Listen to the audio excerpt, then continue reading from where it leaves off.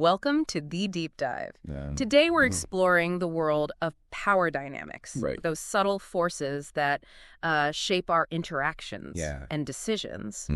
Our guide for this journey is The 48 Laws of Power, Okay. a book full of historical insights and strategic thinking. It's like having a secret decoder ring. Get ready to uncover the tactics and patterns of power so you can recognize them For human behavior. in your own life. Yeah, exactly. Yeah. Let's dive right in. Okay. The 48 Laws of Power emphasizes that power is about more than just brute force or authority. Right. It's about indirect action. And It's like chess, thinking several steps ahead. But instead of a board, you're navigating the complexities So how does this translate to everyday life for a listener? of human relationships. Yeah. Think about it. Yeah. Whether you're leading a team, negotiating a raise, or even trying to get your point across Right. in a family discussion. Yeah. Understanding these dynamics can give you an edge. Yeah. It's fascinating. Yeah. Even those who claim to reject power often use subtle strategies to get what they want. The book even mentions demanding equality as a tactic. Exactly. It's all about shifting the balance of power It's a hidden language we all speak, without appearing overtly dominant. whether we realize it or not. Okay, let's unpack some historical examples from the book. Okay. The story of Emperor Michael III Yeah. and his ambitious stable master, Basilio, Oh, yeah. really stood out to me. Yeah. It's a classic tale of underestimating It's a stark reminder those beneath you. that power dynamics can shift quickly Right. and unexpectedly. Yeah. Michael the Emperor Right. saw Basilio as a loyal servant. Yeah. He showered him with gifts and elevated his position. Yeah. But Basilio was playing a long game, Right. amassing power in the shadows. And ultimately, he seized the throne in a ruthless coup. It highlights the danger of becoming complacent Right. and the importance of constantly assessing the motivations of those around you. Yeah. Now, on the flip side, Yeah. the book also shares examples of leaders Right. who use their power more strategically. Yeah. Like Emperor Sung of China. Okay. He had a knack for turning potential rivals Yeah. into allies. Okay. He knew he was surrounded by ambitious generals who could pose a threat. So he did something unexpected. I can only imagine the tension in that room. He invited them to a lavish banquet, Okay. plied them with food and wine, Okay. then dismissed everyone except the generals themselves. What did he do? He confessed his fears, Yeah. admitting he lived in constant anxiety Oh. of being overthrown. Wow. Then he offered them a deal, Yeah. resigned their military commands, Mm. and retired to luxurious estates Wow. where they could live out their days in Yeah. peace and comfort. He traded potential conflict for security and loyalty. Did it work? Brilliantly. Wow. The generals, taken aback by his honesty Yeah. and generosity, accepted. Wow. Sung turned a pack of wolves into docile sheep, neutralizing their threat without any bloodshed. Such a clever demonstration of strategic generosity. Absolutely. Sometimes appearing vulnerable, Yeah. giving something up can be the most effective way to gain control. Right. Another story that intrigued me was that of Mata Hari, Okay. the exotic dancer Right. who used mystique and illusion Yeah. to build her fame. Mata Hari cultivated an air of mystery, She understood the power of crafting a compelling persona. weaving tales of being an Eastern princess, She was a master of spectacle, with ancient rituals and sacred dances, drawing people in with intrigue and the unspoken. and highlights the power of perception. Sometimes what you conceal is as influential as what you reveal. Sometimes. But the book also cautions against going too far Right. with fabricated personas. Yeah. Right, Mata Hari's elaborate web of lies eventually led to her downfall when she faced accusations of espionage Right. during World War I. It's a reminder that deception It's a reminder. to be a double-edged sword. Okay, so we've seen how historical figures have wielded power in various ways. Yeah. Both overtly and covertly. Right. But the 48 Laws of Power doesn't stop there. Right. It outlines specific laws, Yeah. like guidelines for navigating these complex dynamics. These laws provide a framework for understanding Exactly. and utilizing the principles Let's delve into a few of those laws I've been discussing. and see how they apply to modern life. Okay. One that really resonates with me, especially in today's world of constant communication, Yeah. is Law 4. Mm-hmm.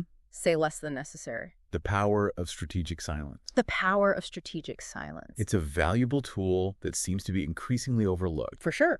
The book tells the story of Coriolanus, a celebrated Roman military hero. He was admired, partly because people didn't know much about him. Right. He cultivated an air of mystery. But then he decided to enter politics. And everything changed. Yeah. He stepped into the public forum. And started speaking his mind.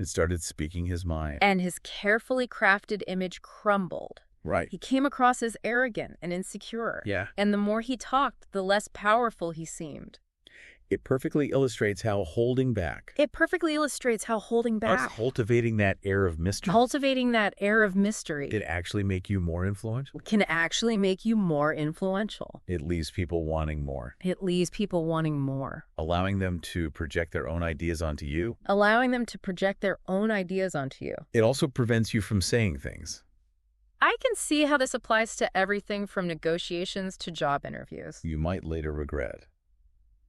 Sometimes saying less truly is more. Another law that I find particularly relevant, especially in today's competitive landscape, is Law 14. Pose as a friend, work as a spy.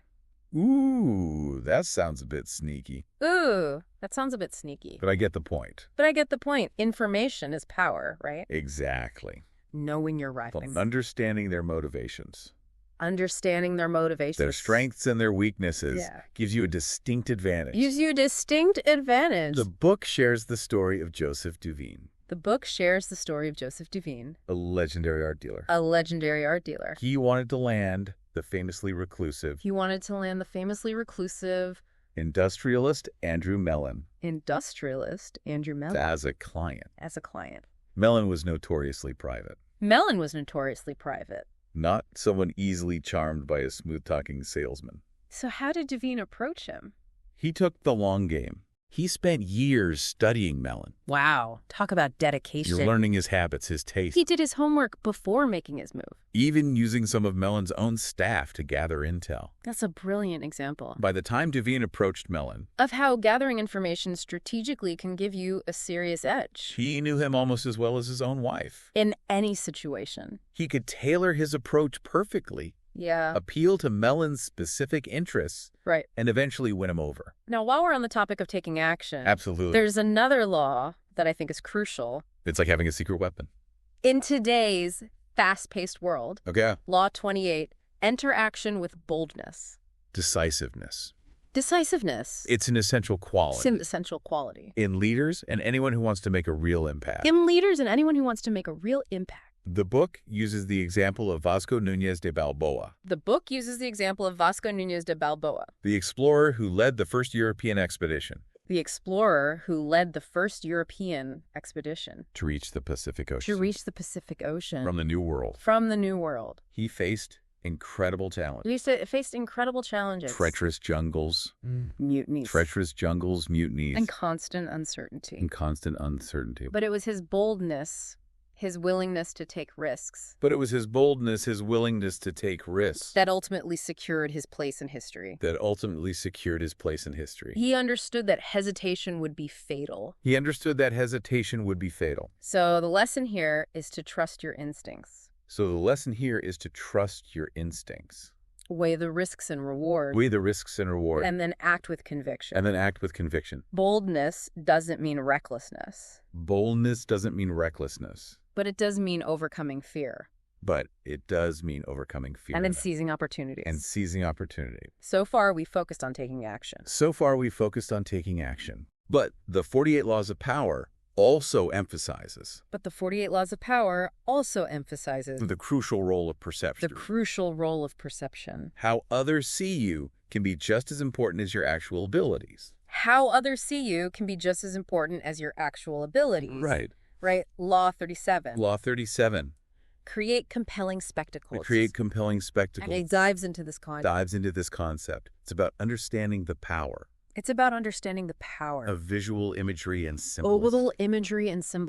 I love the historical examples. the book uses for this one. Figures like Louis XIV. Figures like Louis XIV. The Sun King. The Sun King. Known for his opulent court. Known for his opulent court. And grand displays of power. Grand displays of power. And Cleopatra, who famously staged her arrival in Rome. Her arrival in Rome. As a theatrical spectacle. As a theatrical spectacle. Arriving on a golden barge. Arriving on a golden barge. Adorned with purple sails. Adorned with purple sails. They both understood. They both understood. That image is everything. That image is everything. Especially when it comes to projecting. Especially when it comes to projecting. Power and authority. Power and authority. They knew how to capture the imagination. They knew how to capture the imagination. And create a lasting impression. Create a lasting impression. But how does this principle apply? But how does this principle apply? In today's world. In today's world. We can't all build ourselves a Versailles. We can't all build ourselves a Versailles. Think about it this way. Think about it this way. How do we use spectacle and imagery today? How do we use spectacle and imagery today? To shape perception. Yes, shape perception. Social media is a prime example. Social media is a prime example. The carefully curated images. The carefully curated images. The symbolic gestures. The symbolic gestures. It's all about crafting a specific image. It's all about crafting a specific image. It's like we're all playing our own little games. It's like we're all playing our own little games. Of power and perception online. Power and perception online. And the book also delves into the dangers. Of disrupting deeply held traditions and beliefs. Law 45. Law 45. Preach the need for change. Preach the need for change. But never reform too much at once. Explores this idea. Change can be unsettling, even threatening. Especially when it happens too quickly. The source points to Mao Zedong's. Strategic use of historical narrative. To mask radical change. He appealed to familiar cultural stories and figures. While implementing sweeping reforms. It's like using the past as a shield. To deflect resistance to change. Exactly. It's about understanding people's emotional attachments. To certain ideas and finding ways to bridge the gap. Between the old and the new. So we've seen how perception can be a powerful tool. But the book also cautions. Against becoming too reliant. On manipulation and deception. Right. Law 48. Assume formlessness. Encourages adaptability and ambiguity. But it warns against becoming overly reliant. On tricks and schemes. Because that can ultimately backfire. People will eventually see through it. It erodes trust. It makes it difficult to build. Lasting relationships. The book also provides counterexamples. Figures who were ultimately destroyed by their own ambition or ruthlessness. Like Icarus. Who flew too close to the sun. Or Macbeth, consumed by his thirst for power. It's a reminder that power without ethical grounding.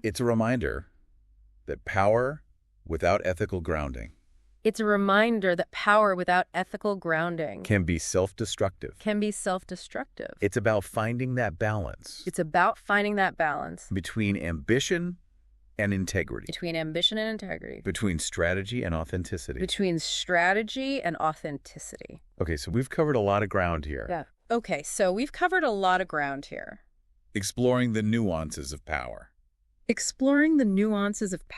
The historical examples. The specific laws outlined. In the 48 Laws of Power. We've seen how power can be a force. For both good and bad throughout history. Right. It's a complex topic. With a lot to unpack. But how can we, the listener, apply these insights to our own lives? I don't know. That's the key question, isn't it? Yeah. It's one thing to understand these principles in theory. Right. but how do we actually put them into practice? Right. How can we use this knowledge to navigate our own lives more effectively? It's not about becoming some kind of Machiavellian mastermind. Exactly. Pulling strings and manipulating people. It's about awareness, about recognizing these patterns that have been playing out for centuries, and then using that awareness to make more informed decisions. So let's say you're in a situation where you feel like you're being underestimated. Oh. Or maybe you're trying to negotiate a better deal. Right. Where do you even begin? The first step is to simply observe. Okay. Take a step back and look at the situation like an outsider. Okay. Who are the key players? Right. What are their motivations? Yeah. What are the unspoken rules of this particular game? It's like putting on a special pair of glasses. Right. That suddenly reveal all those subtle power dynamics that were always there just beneath the surface. And once you can see them clearly, you can start to think strategically. Okay. How can you use this knowledge to your advantage? Yeah. Maybe it means speaking less, being more observant, gathering information like a spy, as we discussed with Law 14. Or maybe it means being more bold, taking a calculated risk. Right. Creating a compelling image that captures people's attention, like Louis XIV or Cleopatra. The key is to adapt these principles to your own personality, your own values. Right. What works for Mata Hari might not work for you. Exactly. It's not a one-size-fits-all formula. You have to find what resonates with you and what feels authentic to your style. And remember, power isn't always about winning. Right. At someone else's expense. Right. It's not about domination. Yeah. It's about influence. It's about achieving your goals while respecting the needs and interests of others. It's about finding that sweet spot where everyone feels heard and respected, even as you're skillfully navigating the complexities of power dynamics. So as we wrap up our deep dive into the 48 laws of power, I think the big takeaway is that understanding these dynamics is essential for anyone who wants to navigate the world with more confidence and effectiveness. Whether you're a CEO, a student, or just someone who wants to have more influence in their personal relationships, this knowledge is invaluable. It's like having a secret weapon. It is. A set of tools that you can use to achieve your goals and create the life you want. And the best part is...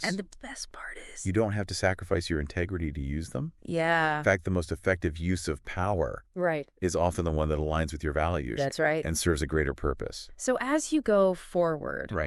we encourage you to think about how you can use this knowledge to not only achieve your own goals, but also to make a positive impact on the world around you. Because ultimately, that's what true power is all about. Right. Using your influence to create something meaningful and lasting.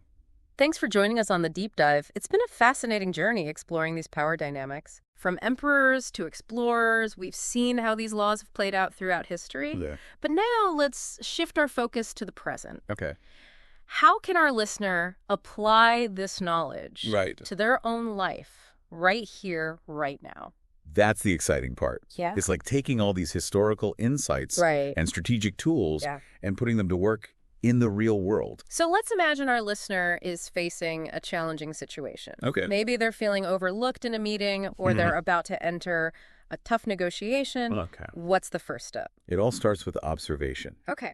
Take a moment to assess the situation. Okay. Who are the key players? What are their unspoken goals? Yeah. What are the unwritten rules of this particular game? It's like hitting the pause button on the action and taking a moment to analyze the playing field. Exactly. Yeah.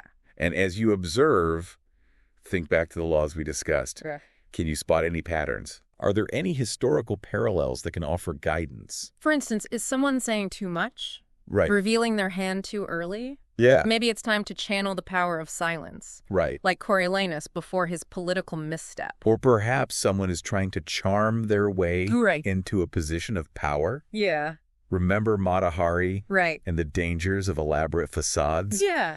Don't let dazzling appearances distract you from discerning true intentions. It's about recognizing these classic power plays Right. and responding strategically. It's important to remember that applying these laws isn't about manipulating others for personal gain. Right. It's about understanding the dynamics at play so you can navigate them effectively and achieve your goals while maintaining your integrity. Right. It's not about being ruthless or cutthroat. Yeah. It's about being smart, strategic, and insightful. And sometimes the most powerful move is the one that seems counterintuitive. Right. Remember Emperor Sung offering his generals a life of luxury in exchange for their loyalty? Exactly. That act of strategic generosity neutralized a potential threat and solidified his power. It goes to show that sometimes giving something up, it really does, appearing vulnerable, can actually be the most strategic play. Absolutely. It's about thinking outside the box, challenging assumptions, and finding creative solutions that benefit everyone involved. So as our listener embarks on their own journey of navigating power dynamics, what are some key takeaways they should keep in mind? First, never underestimate the power of observation. Right. It's the foundation of any strategic move. Yeah. Second, remember that these laws are tools, not commandments. Right. Adapt them to your personality, your values, and the specific situations you face. And finally, don't be afraid to experiment, to try different approaches to see what works best for you. Right. The more you practice, the more confident you'll become in navigating these complex dynamics. It's a journey of self-discovery and growth. Yeah. And we're excited for our listener to embark on it. Thanks for joining us on the Deep Dive. Yeah. We hope you've gained valuable insights. I hope so too. Into the timeless laws of power and how they can be applied to your own life. Absolutely. Until next time, keep exploring, keep learning, and keep diving deep.